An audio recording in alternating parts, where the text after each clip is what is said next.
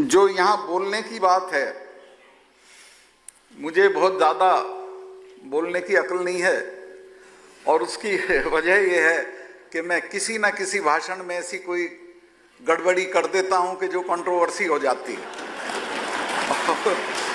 भाषण करने के फौरन बाद मुझे फिक्र रहती है कि कहीं दिल्ली से कोई फ़ोन तो नहीं आ रहा है, लेकिन मैंने उसकी ज़्यादा परवाह नहीं की।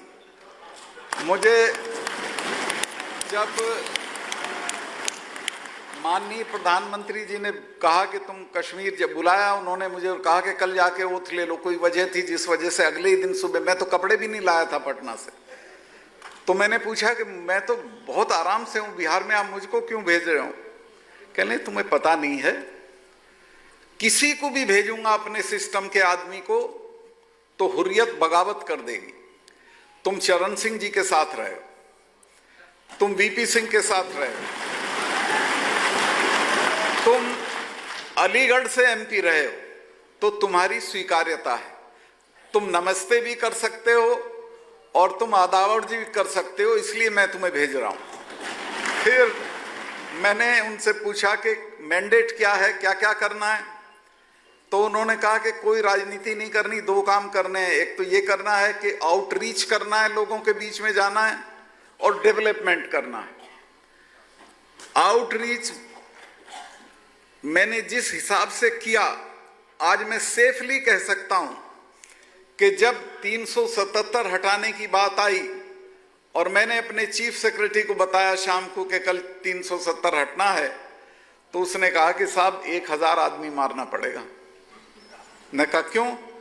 ने कहा कि यहाँ तो फारूक अब्दुल्ला के इलेक्शन के दिन 10 आदमी मरते हैं, यहाँ तो बुरहान वानी के मरने पे 120 आदमी मरते हैं, लोग चढ़ जाएंगे राजभवन में और मैं तो अपना सामान लेके यहीं आ रहा हूं। मैंने कहा कोई घबराने की जरूरत नहीं, मैंने 5 महीने यही किया है कि इन लोगों की भावनाओं को समझ के इनको ये समझाने की कोशिश की है कि 250 लड़के लेके दुनिया की 2 नंबर की फौज से लड़के तुम कुछ नहीं ले सकते हो। जो मिलना है वो बातचीत से मिलना है। लिहाजा इनमें एक सेंस ऑफ फैटीग मैंने पैदा कर दी है कि लड़ना निरर्थक है, और मैं श्योर हूं एक भी आदमी सड़क पे नहीं आएगा। और आप आश्चर्य करेंगे, 3-3 बार के चीफ मिनिस्टर जेल चले गए, कोई उनके छुड़ाने के लिए नारा लगाने नहीं आया। फिर वो डरे हुए थे कि मुझे बोले कि आपकी सिक्योरिटी से कश्मीर पुलिस को हटा के सीआरपी बीएसएफ कर दें। मैंने कहा अगर कश्मीर पुलिस मुझे मारेगी तो मेरे लिए सौभाग्य की बात होगी, मेरी कोई कश्मीर पुलिस मत हटाओ। चूंकि मैंने जाते ही उनकी शहादत का जो उनको रुपया मिलता था वो दुगना कर दिया था, उनका हार्डशिप अलाउंस बढ़ा दिया था, और उनका एक शहीद हुआ था इंस्पेक्टर, उसके घर पे देश के होम मिनिस्टर को लेके गया था और उनके हाथ से उसके भाई को तत्काल नौकरी दिलवाई थी। तो मैंने कहा मैंने इनमें काम कर रखा है और मैं निश्चिंत हूं कि ये देश के साथ रहेंगे। और आपको ये जान के आश्चर्य होगा, ईद का महीना था, 370 हट चुकी थी, बहुत घबराहट थी क्या होगा। एक भी कश्मीर पुलिस के सिपाही ने ईद के लिए छुट्टी नहीं मांगी, सब लाइन में रहे और वहीं पे ईद मनाई। और मैं इसके लिए उनकी तारीफ करता हूं, अपनी नहीं उनकी करता हूं कि उन्होंने देश के साथ खड़े रहने का जज्बा दिखाया। और आज भी कश्मीर में एक सेंस ऑफ, जिसको कहते हैं ना, एक जहां भी दुनिया में ये बगावतें हुई हैं या इंसर्जेंसी हुई है, वहां एक सेंस ऑफ फैटीग आती है, थक जाते हैं लोग, यार छोड़ो कुछ नहीं होना है। उस तरह की चीज पैदा हो गई है और उसका अब हमको इस्तेमाल करना चाहिए। और अगर उसका इस्तेमाल करके हमने डेवलपमेंट किया कश्मीर का, यहाँ बहुत मंत्री रोज बयान दे देते हैं कि हम पीओके लेंगे, उनको ये पता नहीं है कि पीओके लेने के क्या क्या नतीजे हैं। पीओके में चीन का भी इंटरेस्ट है, उसकी सड़क है, पीओके लड़ाई से नहीं लिया जाएगा। मेरे पास मैंने बोला प्रेस में और कहा, आज भी कह रहा हूं कि पीओके लेने का एक ही तरीका है कि कश्मीर की इतनी तरक्की करो कि पीओके के लोग ये कहने लगे हम इनके साथ जाएंगे। और ये नामुमकिन काम नहीं है, मैंने इसको करके देखा। मैंने आउटरीच के नाम पे अपने सारे जो एडवाइजर्स थे उनको कह दिया कि हफ्ते में एक दिन सिर्फ शिकायतें सुनोगे। सब डीएम्स को कह दिया हफ्ते में एक दिन सिर्फ शिकायतें सुनोगे। सारे आईएएस लोगों को कहा कि 3 दिन गांव में जाओ, वहीं रहो। और एक मीटिंग तो ऐसी होती है जिसका फोटो है मेरे पास, जिसमें बुरहान वानी का बाप अध्यक्षता कर रहा है और वो जो दूसरा था एक बहुत मशहूर जो अभी मरा था, उसका बाप भी वहां मौजूद है। और उन्होंने कहा कि ये अफसर हमें मिलते नहीं थे श्रीनगर में, इनको हमारे घर पे भेज दिया, इससे अच्छी क्या बात है। लोगों ने ढोल बजा बजा के उनका, और मैं कोई गलत बात कह रहा हूं तो ये रंधावा जी बैठे हैं यहाँ, ये खड़े होकर मना कर सकते हैं कि ये गलत कहा है।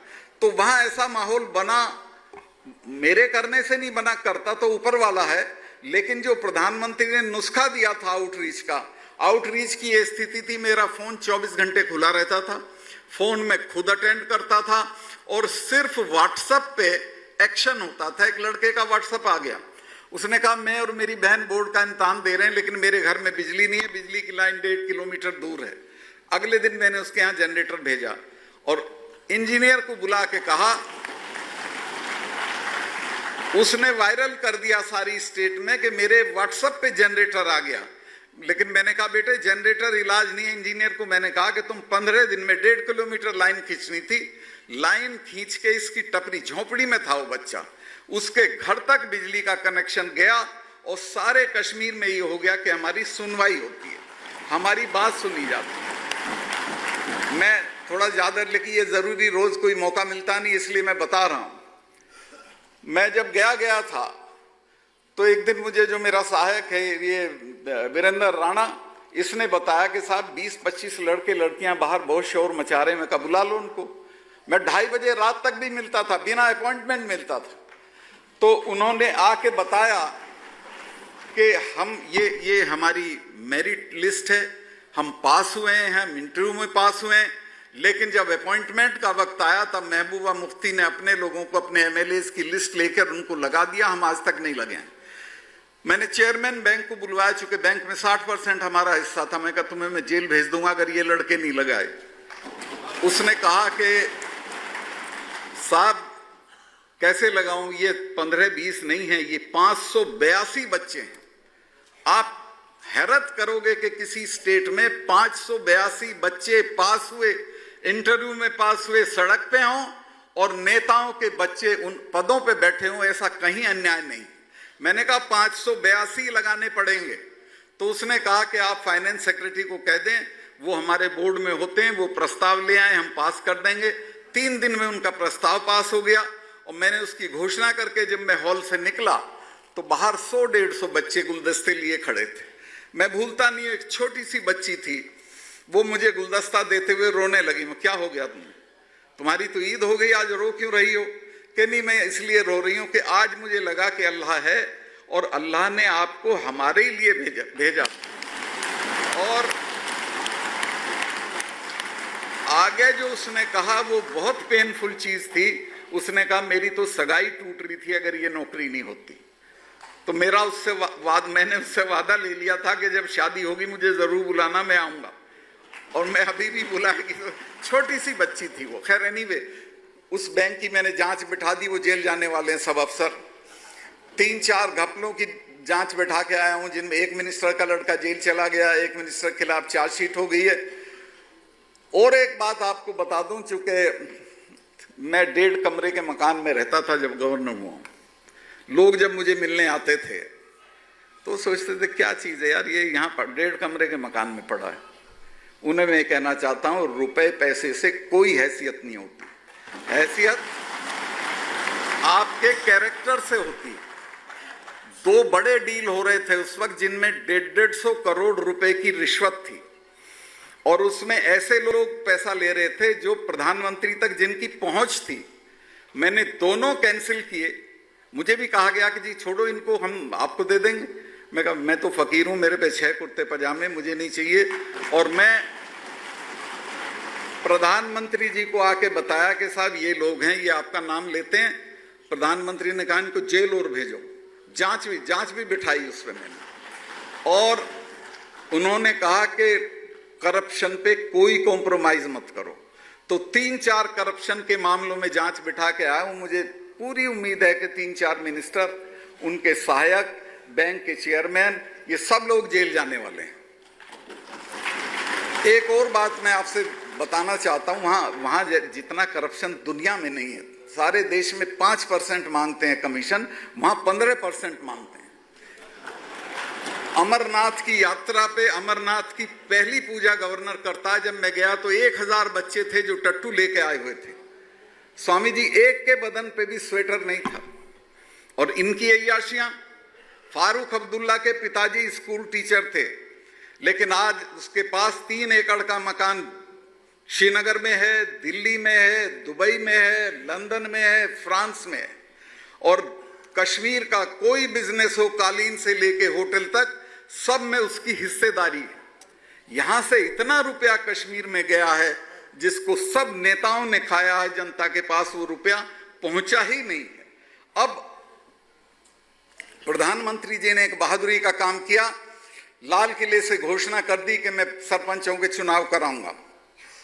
रुपया सरपंचों के खाते में सीधे पहुंचेगा। अब उन्होंने तो कह दिया चुनाव तो मुझे कराने थे। अब वहां जब मैंने देखा कि कैसे होंगे, हुर्रियत ने कहा हम बायकाट करेंगे, फारूक ने कहा हम बायकाट करेंगे, महबूबा ने कहा हम बायकाट करेंगे। मैं दोनों के घर प्रोटोकॉल तोड़ के खुशामद करने गया कि नहीं, ये चुनाव हमारे लिए नहीं है, तुम्हारे लोगों के लिए, उन्हीं को डेवलपमेंट होना पैसा। लेकिन पाकिस्तान का प्रेशर था, नहीं माने। और टेररिस्ट ने कहा कि हम जो भी सरपंची का पर्चा दाखिल करके निकलेगा उसी को गोली मार देंगे। ईश्वर ने ऐसी इज्जत रखी और हमारी सिक्योरिटी फोर्सेस का इतना बढ़िया अलाइनमेंट था कि 4000 लोग चुने गए, एक चिड़िया की कैजुअलिटी नहीं हुई, सारे लोग उसमें चुने गए। फिर लोकसभा का चुनाव हुआ जिसमें फारूक अब्दुल्ला के चुनाव में श्रीनगर में 9 लोग मर गए थे, एक आदमी की कैजुअलिटी नहीं हुई। भगवान ने सब अच्छे से उतारा और हमारे प्रधानमंत्री का यश बढ़ा। वो जो सलाउद्दीन है कश्मीर का, जो पार रहता है पाकिस्तान में, उसने कहा कश्मीर के टेररिस्ट से कि भाई मेरी नाक कटवा दी, मेरी कोई सलाम नहीं ले रहा है पाकिस्तान में, तुमने इतना बड़ा चुनाव हो गया और कोई आदमी नहीं मारा है। तो खैर वो तो जो हुआ सो हुआ। अब मैं कुल मिला के कहना चाहता हूं कि 377 हट सकता है, ये मैं भी नहीं सोचता था। और मैं भी ये सोचता था कि पता नहीं कितना बड़ा उपद्रव होगा, लेकिन ईश्वर की कृपा से आज वो इतिहास हो गया, हट गया। हमारे प्रधानमंत्री का, हमारे देश का यश बढ़ गया। हमारे होम मिनिस्टर ने, जिस राज्यसभा में हमारी मेजॉरिटी भी नहीं थी, उसमें भी उसको 2/3 से पास करा दिया। और आज वहाँ सब कुछ अमनो अमान है, लोग खुश हैं। मैं इस बात को यहीं ख़त्म करके आपके पास आना चाहता हूँ। ये जो आज का कार्यक्रम है, जाट एक ऐसी जाति है, मैंने दुबई में देखा कि 50 डिग्री पे भी वहाँ ट्रक चलाता हुआ या तो कोई पठान मिलेगा, या सरदार मिलेगा, या कोई राजस्थान का आदमी मिलेगा। दुनिया की कठिन से कठिन परिस्थिति में ये लोग रहना और जीना जानते हैं।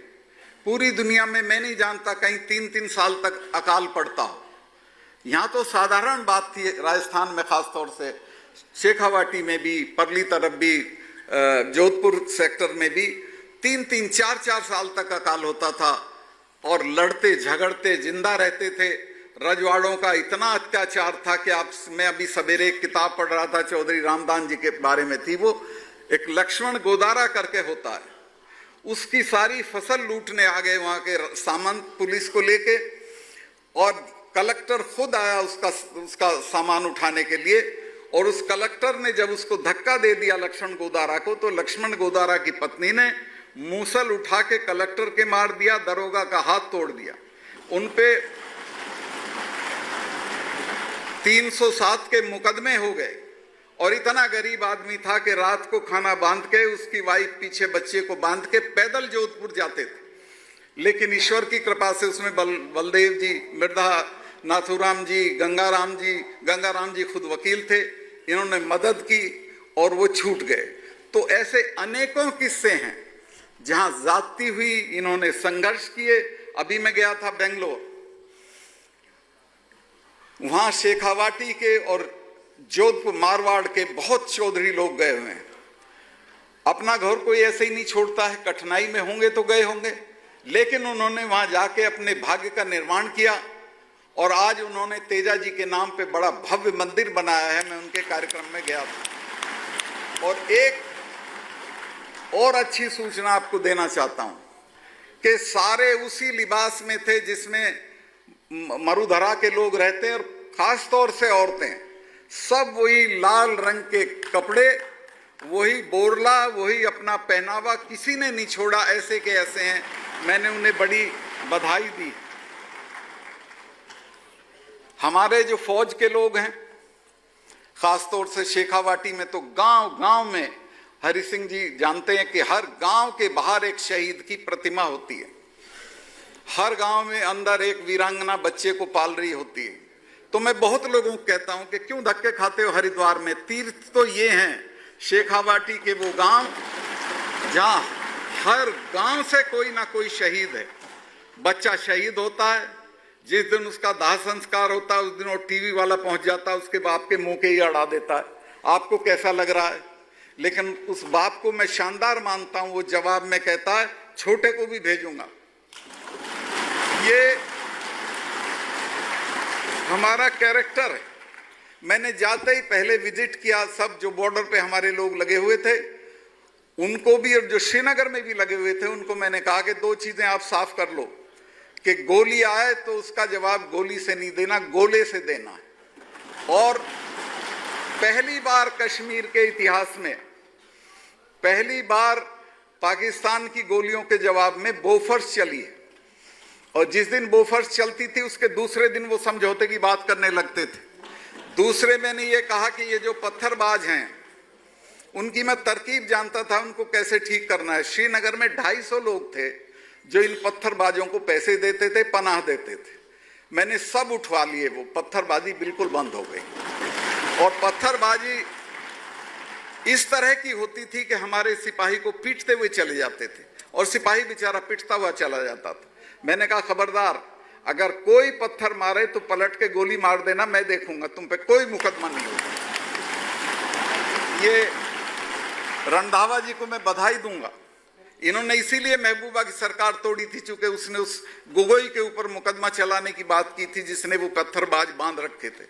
तो इतना हौसला हमारे लोगों का बढ़ा हुआ था और बढ़ा हुआ है कि पाकिस्तान इस तरफ देख भी नहीं सकता है। और टेररिस्ट तो 250 हैं, अगर फौज तय कर ले तो एक हफ्ते का काम है। मैंने समझाया भी बहुत, मैंने एक पब्लिकली स्टेटमेंट दिया खतरा उठा के कि मैं इनको कह रहा हूं कि तुम हथियार रख के चले आओ, राजभवन में खाना खाओ और मुझे समझा दो कि कैसे तुम सुपर पावर से कुछ ले लोगे। अब मुझे वहां, मैं एक काम और किया था, मैं ये जो हमारी इंटेलिजेंस एजेंसीज हैं इनकी बात को बिल्कुल नहीं सुनता था मैं, क्योंकि वो कभी सही राय नहीं देते थे, ना दिल्ली को ना मुझको। मैं यूनिवर्सिटी में मैंने उन लड़कों का पता कराया जो राष्ट्रीय गान पे खड़े होते थे। मैं समझ गया ये देश के साथ है। उनमें लगभग 200 लड़कों को मैं बुलाता रहता था, चाय पीता रहता था। उन्होंने कहा कि भाई साहब, हम ना तो हिंदुस्तान के साथ हैं, ना पाकिस्तान के साथ हैं, ना हुर्रियत के साथ हैं, ना महबूबा के साथ हैं, ना उमर के साथ हैं, हम नाराज जरूर हैं। मैं कहा नाराज तो फिर क्या करोगे? कहने ले अब तो मौलवी हमको एक ही बात बता रहे हैं कि जिहाद करो, मरो और जन्नत चले जाओ। मैंने कहा क्या तुम बेवकूफ़ी का, मैंने पब्लिक स्टेटमेंट किया कि ये जो जन्नत के लिए लड़के मर रहे हैं, मैं इनसे कहना चाहता हूं इसकी कोई गारंटी नहीं है कि मरने के बाद जन्नत मिलेगी। ये तुम्हारा धार्मिक अकीदा है, मैं उसे छेड़ना नहीं चाहता हूं, लेकिन मैं तुम्हें बिना मरे 2 जन्नत दे रहा हूं, तुम उसको क्यों नहीं लेते हो? एक जन्नत वो है जहां घोड़े से उतर के जहांगीर ने कहा था कि दुनिया में कहीं जन्नत है तो यही है, यही है, यही है। उसको लो, उसको चलाओ, हम तो दिल्ली चले जाएंगे, तुम्हारी है, उसको ठीक से चलाओ। और फिर अच्छे मुसलमान के तौर पे जब मरोगे तो दूसरे वाली भी मिलेगी। कोई जवाब नहीं था उनके पास। और नतीजा ये हुआ था कि किलिंग भी बहुत कम हो गई थी, हमले भी बहुत कम हो गए थे। हथगोले वगैरह फेंकना कभी महीने में एक आध जगह कोई लड़के ने फेंक दिया पैसे लेके, वो अलग चीज़ है, लेकिन काफ़ी चीज़ें नॉर्मल हो गई थी। मैं फिर बह गया। फिर ये जो कश्मीर है ना, ये ऐसा ही है जैसे शराबी रात को पी लेता है तो सुबह तक खुमार रहता है उसको। तो मैं तो 2 महीने मुझे आए हो गए, लेकिन मेरी कोई तकरीर नहीं होती जिसमें 50% को ये ना खा जाता हो। तो मैं अब इसका चैप्टर बंद करता हूं। अब मैं अपने सवालों पे आना चाहता हूं। मैं आपसे निवेदन करना चाहता हूं कि किसी भी कौम की तरक्की ना रुपए से होती है, ना पैसे से होती है, ना 4 छल्लों की गाड़ियों से होती है जो दहेज में मांगते हो और देते हो, और ना बुढ़े का 40 गांव का खाना करने से होती है। उसकी तरक्की एजुकेशन से होती है। अपने बच्चों को पढ़ाओ। और मुझे इस बात की खुशी है, मैं गया था अभी परसों महेंद्रगढ़ यूनिवर्सिटी में, 11 मेडल थे, 10 लड़कियों पे थे, 1 लड़के पे था। गोवा यूनिवर्सिटी में गए थे उपराष्ट्रपति जी, वहां 22 मेडल थे, 2 लड़कों पे थे गोल्ड मेडल, 20 लड़कियों पे थे। मुझे इस बात की खुशी है कि हमारी बच्चियां, जिनको हम पैदा भी नहीं होने देना चाहते थे, उनको जब मौका मिल जाता है तो वो बहुत आगे जाती हैं। तो एक तो इनको मरवाओ मत, पैदा होने दो, और फिर इनको तालीम दो। चूंकि एक पुरुष की तालीम एक पुरुष की तालीम है और एक लड़की की तालीम एक परिवार की तालीम है, और ये आगे बढ़ेंगे। लड़कों से मैं निवेदन करना चाहता हूं, तो मुझे कहीं दिख नहीं रहे, कॉलेज में जब भी जाता हूं, यूनिवर्सिटी में, कहता हूं भाई संभल जाओ। अब तो कुश्ती का भी मेडल लड़कियां ला रही हैं, मुक्केबाजी का भी मेडल यही ला रही हैं, टेनिस का भी मेडल यही ला रही हैं। तुम क्या कर रहे हो? तुम्हें तो रोटी बनानी नहीं आती। लिहाजा एक्स्ट्रा करिकुलम एक्टिविटी बंद करो, पढ़ो और आगे बढ़ो। ये दुनिया इतनी तेजी से, रणजीत सिंह ने ठीक कहा कि जितनी तरक्की पिछले 50 साल में हुई, उतने पिछली 5 साल में होगी। दुनिया बहुत तेजी से बढ़ रही है, लेकिन बढ़ेंगे वो जिनके पास एजुकेशन होगी। एजुकेशन का जो एम्पावरमेंट है वो किसी चीज का नहीं है। एक मिसाल देके अपनी बात को नजदीक करूंगा।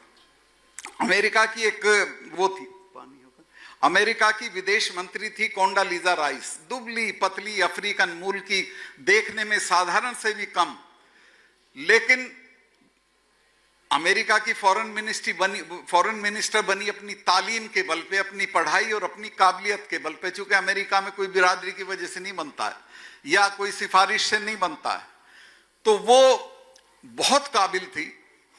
तो ये जो गद्दाफी था लीबिया का तानाशाह,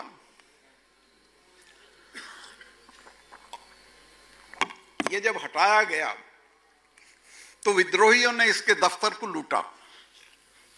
उस दफ्तर में एक डायरी मिली जिसमें गद्दाफी ने लिखा था कि मुझे सबसे ज्यादा आनंद जब आता है जब ये लिटिल कोंडी, यानी छोटी सी कोंडालीजा राइस, अरब शेखों को धमकाती है। वो अरब शेखों को अमेरिका की ताकत पे धमकाती थी, और अमेरिका की ताकत उसे उसकी तालीम की वजह से मिली हुई थी। एजुकेशन का एम्पावरमेंट ये है। पढ़ लिख के हमारे लोग बहुत आगे तक गए हैं और बहुत आगे तक जाएंगे, लेकिन अब थोड़ा रुझान जो है वो दूसरे तरह के कामों में हो रहा है। मैं निवेदन करना चाहता हूं, एक तो ये दहेज छोड़ दो। ये जो 4 छल्ले की गाड़ी मांगते हो, ये बड़ी बेशर्मी की चीज है। बुढ़ा कोई अमर नहीं हो जाएगा, सूरजमल नहीं बन जाएगा 40 गांव के लोगों को खाना देकर। इसको छोड़ दो। और पैसा आते ही कोई शानदार बैठक ठोकना छोड़ दो। बच्चों को बढ़िया से बढ़िया इंस्टीट्यूट में, विदेश में, देश में, सब जगह भेजो। आज देश में शिक्षा की ये स्थिति है। देखिए, दुनिया में उन्होंने राज किया है, उन्होंने तरक्की की है जिन्होंने शिक्षा को तवज्जो दी है। मैं इंग्लैंड की मिसाल सब जगह देता हूं। जब वर्ल्ड वार सेकंड चल रहा था, ब्रिटेन का बजट पेश हो रहा था, प्रधानमंत्री ने सब मदों में कटौती की, लेकिन शिक्षा की मद में 1 पैसा कम नहीं किया। सारा विपक्ष खड़ा हो गया, उसने कहा कि शिक्षा में पैसा कम क्यों नहीं किया। प्रधानमंत्री ने कहा कि टूटे हुए पुल दोबारा बन जाएंगे, मकान दोबारा तामीर हो जाएंगे, कारखाने फिर खड़े कर लेंगे, लेकिन अगर एक पीढ़ी खराब हो गई तो वो दोबारा वापस नहीं आएगी। लिहाजा 1 पैसा कम नहीं करूंगा। तो जिन कौमों ने शिक्षा के बारे में ये दृष्टि रखी है, वही कौमें आगे बढ़ी। तो हमारे, तो मैं देखता हूं, स्वामी जी जानते होंगे, हमारे इलाकों में तो सारी संस्थाएं, उदयभान जी को पता है, जिनमें हम पढ़े, हमारे पिताजी पढ़े, वो सारे हमारे बुजुर्गों ने 2-2 पैसे इकट्ठा करके बनाए थे। सरकार तो कुछ उस वक्त करती नहीं थी। तो अब फिर कह रहा हूं कि कुछ पैसा अपने जो शौक हैं, इसका पैसा निकाल के अपनी शिक्षण संस्थाओं में लगाओ। और देश का ये बड़ा दुर्भाग्य है कि आज इतने बड़े देश के पास 10 या 12 नोबेल प्राइज हैं, जिनमें से 5-6 उनके हैं जो विदेश चले गए थे। एक मदर टेरेसा का है, हमारे तो 5 या 6 नोबेल प्राइज हैं। अमेरिका की हर यूनिवर्सिटी को 100 से ज्यादा नोबेल प्राइज है। ब्रिटेन की यूनिवर्सिटी को 80, 90, 100, 110 नोबेल प्राइज हैं। चूंकि वहां एजुकेशन की क्वालिटी बहुत अच्छी है, एजुकेशन के ऊपर खर्चा होता है और एजुकेशन को लोग तवज्जो देते हैं। रूस जो वहां के बड़े धनी लोग हैं, माइक्रोसॉफ्ट का मालिक अपनी 90% से ज्यादा आमदनी की अपनी चैरिटी करता है। वहां के जो म्यूजिशियन हैं, लॉर्ड गिल्डोफ और लेवी, वो दोनों न सिर्फ अपनी पैसे की चैरिटी करते हैं, बल्कि हेड ऑफ द स्टेट से जा के पैसा मांगते हैं और शिक्षा पे खर्चा करते हैं। और हमारे यहाँ का जो सबसे बड़ा सेठ है, वो तो अपनी लड़की की सगाई में 300 करोड़ रुपया चेक से और 1000 करोड़ बिना चेक के खर्चा करता है एक दिन का लड़की की सगाई का। और जब उससे पूछा जाता है तो कहता मैं तो चैरिटी वेरिटी करता नहीं हूं। 14 तल्ले का मकान है उसका बंबई में। एक तल्ले पे उसके कुत्ते रहते हैं, एक पे उसके नौकर रहते हैं, एक पे उसकी गाड़ियां रहती हैं। अब इतना बड़ा अपराध, और मैं ये कहता हूं कि इनको कभी सम्मान की निगाह से मत देखना, ये सड़े हुए आलू की बोरी हैं।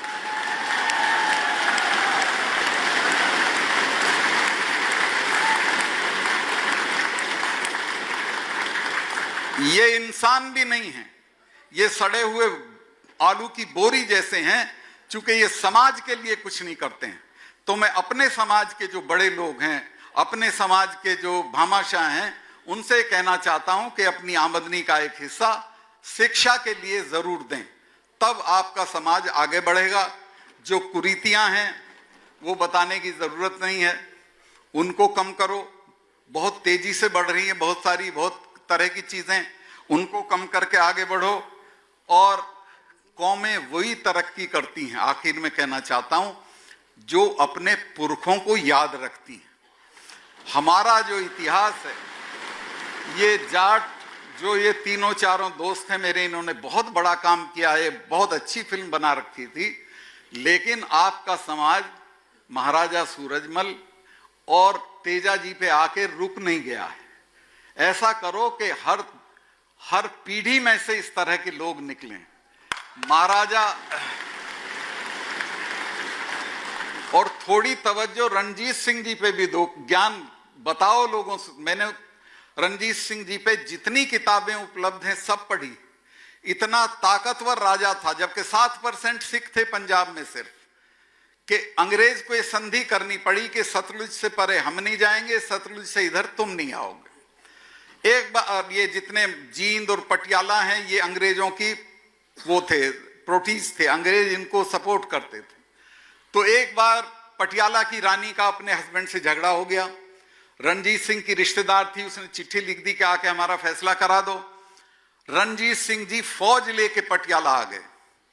पटियाला नरेश ने डलहौजी को लिखा कि साहब ये तो संधि का उल्लंघन है, ये तो सतलुज से इधर आ गया है, इसको तो हमला माना जाना चाहिए। डलहौजी ने लंदन में पूछा कि क्या करूं। लंदन ने डलहौजी को कहा कि छेड़ मत, 8-10 दिन में चला जाएगा, वरना छेड़ने में पूरा राज भी जा सकता है। इतनी उसकी ताकत थी, इतनी उसकी दहशत थी। तो आपके राजे रजवाड़े नेता चौधरी चरण सिंह जी को तो मैं, छोटू राम जी को देखने का मुझे अवसर नहीं हुआ, लेकिन वो ये सेटल कर गए, ये मुद्दा खड़ा कर गए कि फसल का दाम छोटू राम तय करेगा, वायसराय नहीं करेगा। वो आज तक बात चली हुई। चौधरी चरण सिंह जी को तो मैंने देखा है, मैंने देवता नहीं देखे, लेकिन देवता और आदमी के बीच में कोई चीज होती है तो वो मैंने उनमें देखा। मैं उनके बहुत नजदीक रहा हूं। एक दिन मिलने के लिए गया तो स्वामी जी वो बोले, वो जो बैठे रहते थे डेस्क पे, बनियान में थे, वो जो यहां तक का था होता था, उसमें एक जेब होती थी। बोले भाई तेरी माता जी बहुत कंजूस है। मैं कहा क्या हो गया चौधरी साहब? कहले देखो मेरा फटा हुआ कुर्ता था, उसका बनियान बना दिया और पहने हुए थे उसको। तो इतने सीधे और अच्छे आदमी थे, लेकिन एक बात उन्होंने हमें सिखाई जिसको मैं आज तक मानता हूं कि अपने वर्ग के सवालों पे कभी समझौता मत करो, उस पे बराबर लड़ते रहो। वो जवाहरलाल जी से शुरू किया उन्होंने और मुरारजी तक अपने वर्गों के लिए लड़ते रहे। नुकसान भी उठाया, फायदा भी मिला, लेकिन वो ऐसा काम करके चले गए कि उनसे बहुत चीजें सीखने की। उन्हीं ने कहा कि दिल्ली का रास्ता खेत से होके जाता है। अब तो हम इन चीजों को देखते भी नहीं है, पढ़ते भी नहीं है, सोचते भी नहीं है। तो ये जो हमारे नेता हैं, कुंभाराम जी थे, नाथूराम जी थे, गंगाराम जी थे, नई पीढ़ी को ध्यान भी नहीं है। अरे तुम्हारे पुरखों को तो खेत नाम नहीं थे, तुम्हारे तो सामंत सामान उठा के ले जाते थे, तुम्हारे ऊंट खोल के ले जाते थे। इन्होंने तीनों ने, आप एक हैरत करोगे, दिल्ली में सरकार बन रही थी, मैं नाम नहीं लूंगा, एक कैंडिडेट को कहा गया कि तुम स्पीकर हो जाओ। उसने कहा मैं तो स्पीकर नहीं बनूंगा, क्योंकि स्पीकर में तो माल नहीं है, मुझे तो मंत्री बनना है। लेकिन इन तीनों ने अपनी मर्जी से रेवेन्यू का डिपार्टमेंट लिया और रेवेन्यू का डिपार्टमेंट लेके तहसीलदारों को कह दिया कि खेत पे चले जाओ, जो खेत पे हल लिए खड़ा उसके नाम जमीन लिख दो। और इन्होंने सारे मारवाड़ और शेखावाटी के किसानों के नाम जमीनें करा दी और उनको अन्याय से बाहर किया। तो एक तो इनको भूलो मत, धीरे धीरे भूल रहे हो, मैं ही करता हूं ज्यादा जिक्र। छोटू राम जी को भूल रहे हो, मैं बहुत सभाओं पूछता हूं, बताना भाई, बहुत थोड़े हाथ उठते हैं। अरे ऐसा शानदार आदमी कि जिसने जिन्ना को कह दिया हो कि 24 घंटे में लाहौर छोड़ दो, नहीं जेल भेज दूंगा, और तुम्हें वो भी याद नहीं। तो इनके बारे में पढ़ो, सीखो और इनसे ये सबक लो कि ये है हमारी एक। जब तक हम ये नहीं समझेंगे कि हमारी लड़ाई क्या, हमारे समाज की लड़ाई क्या, एक तो धरती भी खिलाफ है आपके, बाकी कौमें तो हैं ही हैं। जहां चले जाओगे 10 आदमी तुम्हारे खिलाफ साजिश करते हुए मिलेंगे, लेकिन जब अपनी एकता में रहोगे तो कोई कुछ नहीं। हम यही हम में है कि हम अपनी एकता में नहीं रहते। ये हीर रांझा किसने लिखी है भाई साहब? हीर रांझा जो लिखी थी उसका मैं नाम भूल जाता हूं। वारिस शाह ने, वारिस शाह ने आपके, मैं आपकी सिर्फ खुशामद करने नहीं आया, वारिस शाह ने आपके 17 अवगुण गिनाए। उन 17 अवगुण में एक तो यह है कि तुम कभी भी अपने भाई के साथ भी न्याय नहीं कर सकते। दूसरा यह है कि दूसरे की जूती में बैठोगे, अपने का अपमान करोगे, कभी इकट्ठा नहीं रह सकते। और इसको देख लो आप रोजमर्रा में, अपने भाई की जलन में रहोगे, आपसदारी नहीं दिखाओगे। ये हमारा कैरेक्टर हो गया, इससे बाहर निकलो, इकट्ठा रहो, अपने लोगों की मदद करो। अफसर कोई बन जाता है तो वो गुप्ता जी की मदद करेगा, लेकिन किसी डागर की, किसी उसकी मदद नहीं करेगा। तो इससे बाहर निकलो। साउथ इंडिया की एक कहावत है कि जब साउथ इंडियन दिल्ली आता है तो पहला टेलीग्राम अपने घर करता है रीच्ड सेफली, अगले दिन करता है met Bala Subramaniam and got a job, और तीसरे दिन करता है सेंड कल्याण सुंदरम। इस वजह से सारी दिल्ली की ब्यूरोक्रेसी में साउथ इंडियन भरा हुआ है। आप वाला नहीं करता इस काम को, वो कोई मदद नहीं करता अपने आदमी की। तो मदद करनी सीखो। एक पुरखों ने की थी, कभी बलदेव जी ने की, मिर्धा जी ने की, अब तो दूसरी दुनिया हो गई है। अब अपने को जाट बताते हुए शर्म आती है। बच्चों के ऐसे नाम रखने लगे ताकि पता न चल जाए कि जाट। तो एकता रखो, आपस में मिलना जुलना करो, एक दूसरे की मदद करो, और सब गोवा आ जाओ, राजभवन में ठहरो। ये मेरा आखिर में न्योता है। चूंकि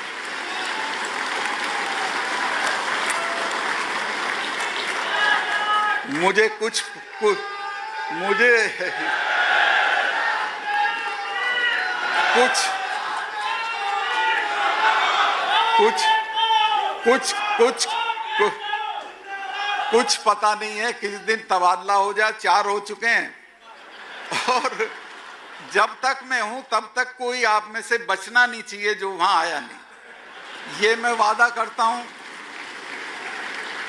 बता के आओगे तो उन कमरों में ठहराऊंगा जिनमें प्रधानमंत्री और राष्ट्रपति ठहरते हैं। मैं मैं एक कोने में 2 कमरे ले रखे, मैं तो उनमें रहता हूं ऊपर, चूंकि वो जो आलीशान जगह उनमें नहीं रह रहा हूं जी।